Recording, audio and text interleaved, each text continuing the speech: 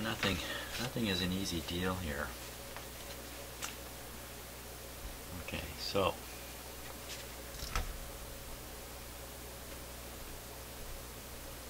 got some focusing up. There's the 200K, and that's the test point we were just using. And the new test point is supposed to be H. So here's H. Follow it up. Follow it over through a 1 megohm resistor up to here. Where is this? It's connected between two capacitors and this resistor. 68K resistor. What's that resistor connected to? Connected straight to pin 1.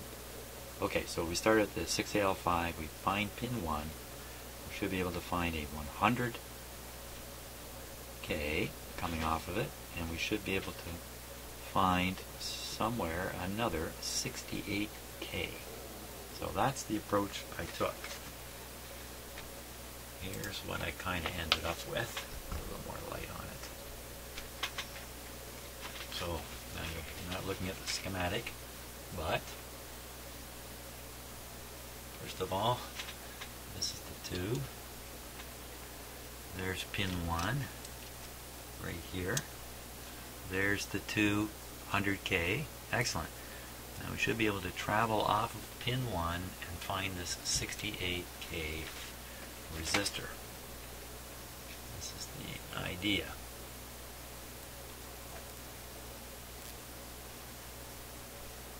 Okay, so we follow off of pin 1. Pin 1. Here's a resistor right here. It looks like 27K.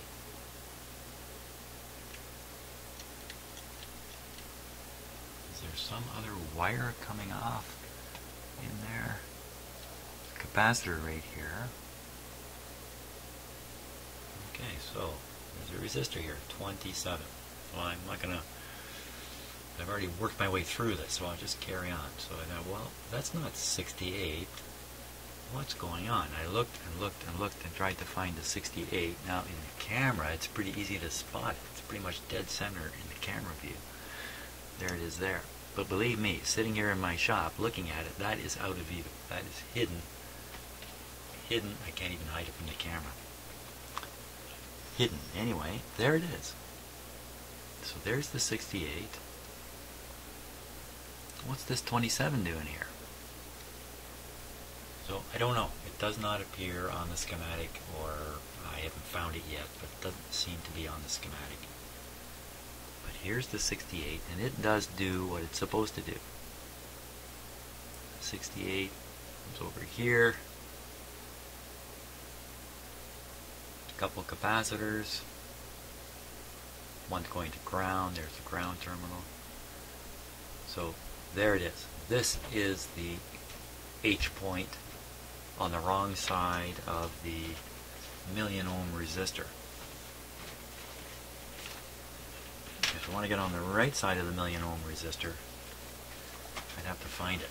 I haven't found it.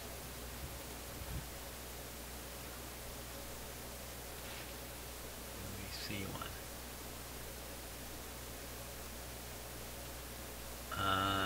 Could be. It's really blocked from view. Could be these guys up in here. I think those are capacitors, though. Oh, there's a resistor. I'm gonna watch my hand. I don't stick it right in the radio. No, I don't know what that is. Up there. Anyway, what I'm gonna do is I'm gonna go on the wrong side of the 1,000,000 ohm. Right on that terminal I was pointing out. This one here, I'm going to start with that. See if we can't do the alignment with that as our test point.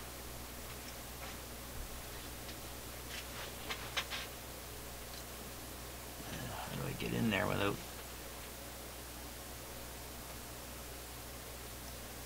There we go. Okay, we're on. We're on. What are we on? that's what it looks like. And now I'm supposed to, what's the adjustment? The adjustment was the top slug, if I got that other thing correct, adjust for 0 voltage. I want to turn the top slug and see 0 voltage. Well, first of all, let's see where the 0 really is. Oh!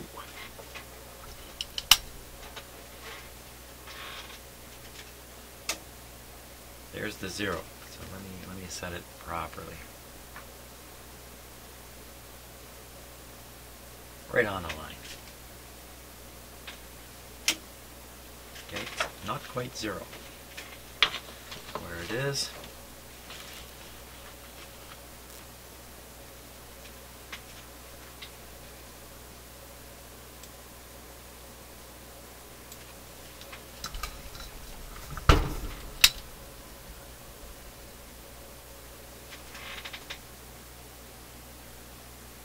Okay, top slug, here we go.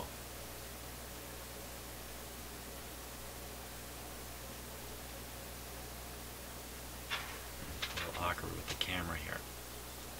Bottom slug, top slug.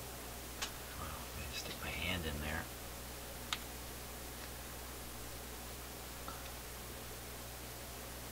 To the 0. There.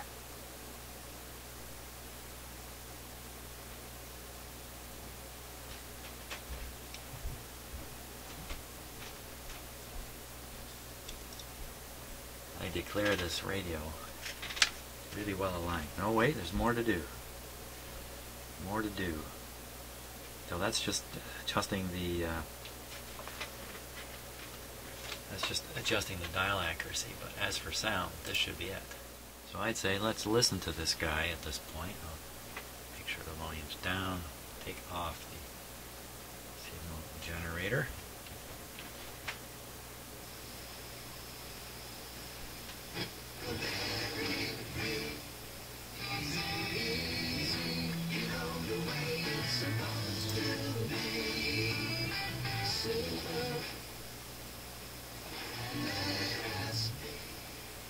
That looked nice. Nice and symmetrical.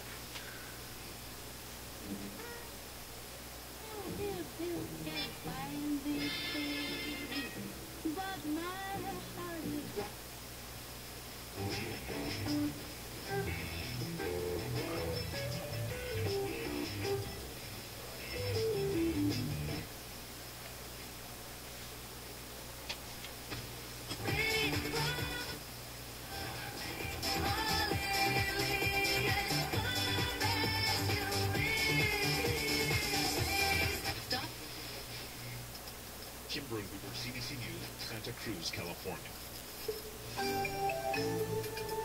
This is the world this weekend on CBC Radio 1 and Sirius XM 169. Listen online at cbc.ca. Catch us anytime by downloading the world this weekend at cbc.ca/podcast. Tweet us and follow us at cbctwtw.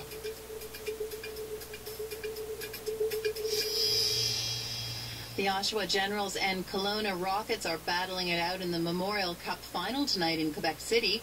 The National Junior Hockey Championship is also the finale for a familiar and famed... Well, it sounds great. Guess what? That's only one channel. Oh, I can see why it's only one channel.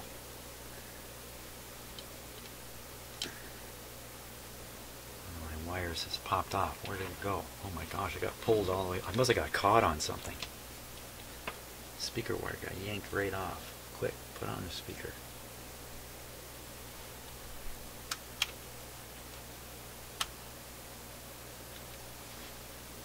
Out of control. Finally, almost Perfect. Exactly 20 years ago, the Nordiques owners gave up and sold out.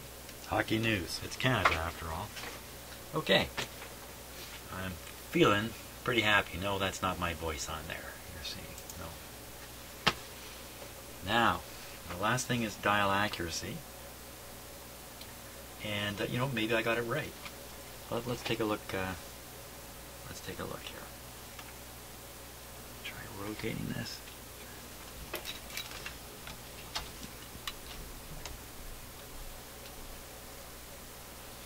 So we're listening to 99.1. Where is that on the dial here? So 102, 101, 100, 99. So it really should be up there. 99.1 would put it. Wait a minute, parallax error.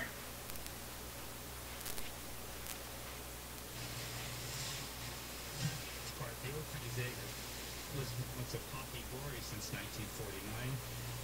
Welcomed all manner of events from the Rolling Stones to the 25-year-old future Queen Elizabeth. Yeah, that's 99.9 where it is now. So it needs to be reset a little bit.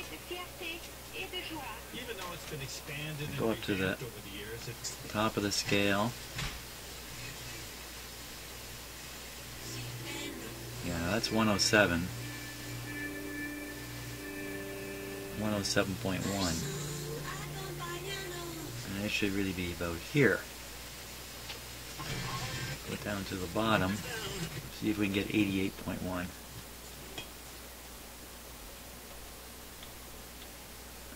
Wow. Oh my gosh, the string looped here. It looped on top of itself. How come it would do that?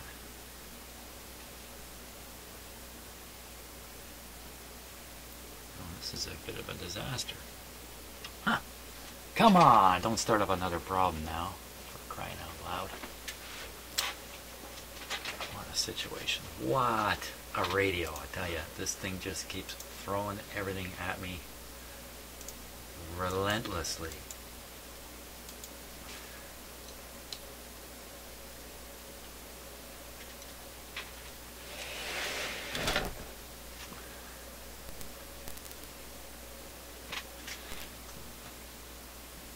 This happens to strings a fair bit, so I'm going to take and show you a really good look at it. This is something that can be happening out of sight, but it comes with a characteristic feeling. Okay, so there, now you can see it. The string coming from below and the string from above. It's all bundled up in here. And if I show you, see the alignment, it's not supposed to be there. See the clean part of the shaft? That's where the string is supposed to be. How did it get over there? He asks, wistfully. So we're going to move the string over where it's supposed to be. Why is it getting so crazy loose?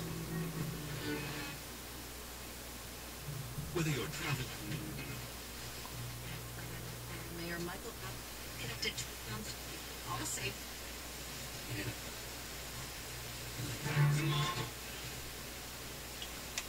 Okay, hit the end of the road.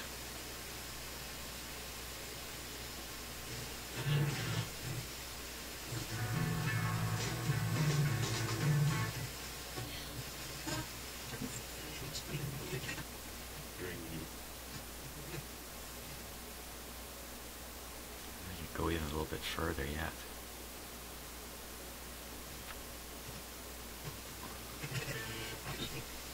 And Josie's.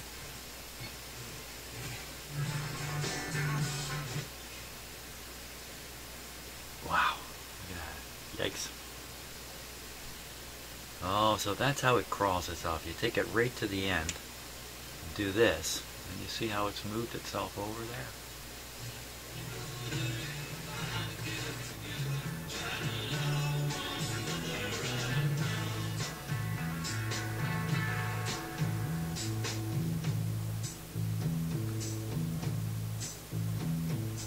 Sounds great. I love it. I'm very happy. Okay, now what about the 8.1 thing?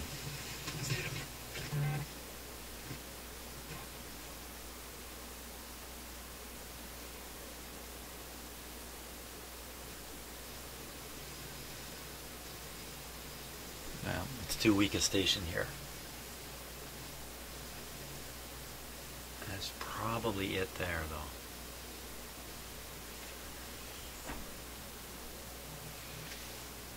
How about...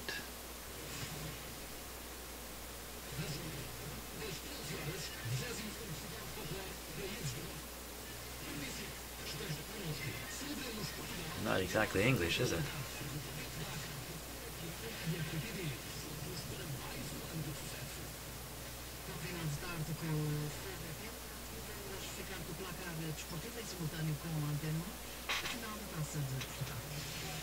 Okay.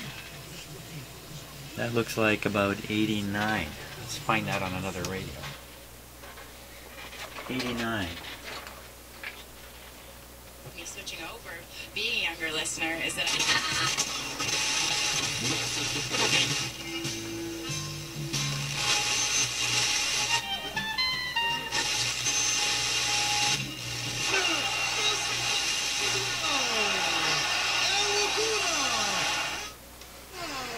There we are. 88.9. And on the dial, I think that's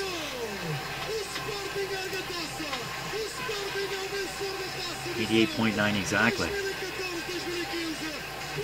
So the problem is at the other end of the band. The problem is at the other end of the band. So let's adjust that. Fantastic, because it has two lines here, low end of the band, high end of the band. So we'll try this. It's supposed to put a 270 ohm resistor across the terminals. Then you feed the signal in to the FM antenna. 106 megacycles. 400. Oh, I know the problem here. My signal generator doesn't go up that high.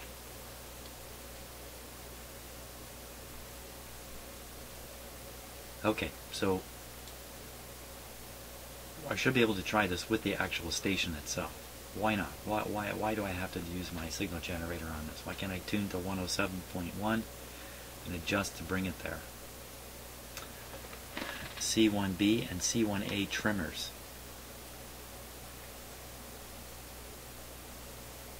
Adjust for maximum output. That's the reason. The reason is I have to do it by ear, but since this is a tuning thing, I don't see why I can't do that. C1A and C1B trimmers. I think I can do this just by ear. More famous last words. Okay, let me rearrange things here so I can get at the stuff I got to get at. Okay, this radio still hasn't given up. So we're looking right at the FM tuning capacitor. And one side is C1A and the other side C1B, and it says adjust the trimmers. And I don't know if you can see it, but there's a problem with doing that. There's only one trimmer there. So the other trimmer has to be hidden somewhere around here.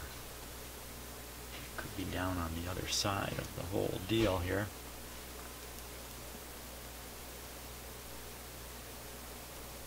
Wow, all boom camera operators would have been impressed with that. So now we're looking in at the other side. I can hear dinner is just about ready upstairs. So I'm not sure how far I'm going to get on this. But I'm going to show you something.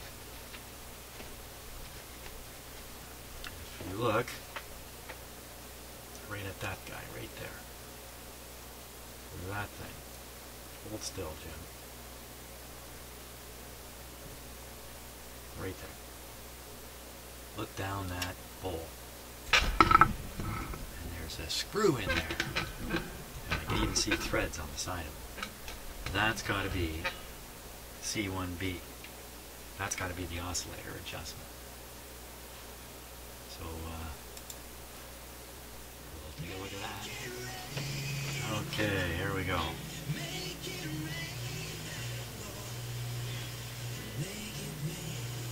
Can't leave this song on here. Hey, my favorite band.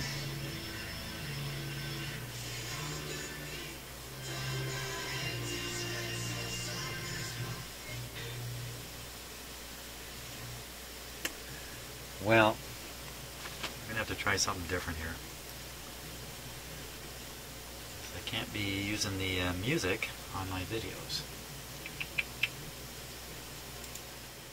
Okay, so I've kind of chickened out on the changing the FM oscillator frequency, considering how small the control is. I don't have the proper plastic tool that I can get into something that small. I did check it when the radio was off with a metal control. The screw is difficult to turn, and I thought, oh, no, I'm getting myself into more trouble here. Things are working really quite well, so the dial's a little inaccurate at the top end of the scale. I don't think it really matters that much. So, but what would be a lot more fun is messing around with this guy. This is the FM signal generator that got me into so much trouble many videos ago on this radio. At this point, the radio is tuned. So I'm going to apply the wobbler, the stereo FM signal simulator, to the radio, and then I'm going to attempt to observe what should be the appropriate signal on the scope. We'll just see how this goes. I had no luck after a lot of trying last time, but now I know the radio is properly aligned, so I'm much more hopeful at getting a good result.